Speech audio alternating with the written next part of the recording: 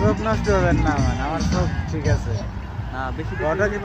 তিনটে দেখা হয়েছে, তিনটে দেখি, এই তিনটে দেখি ফিডব্যাক আসে। কোনো বাপ যদি রাজি হয়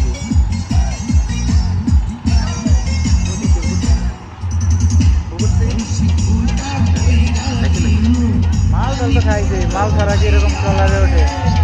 আর মনে হয় তো ঘাটের বলা পান সব।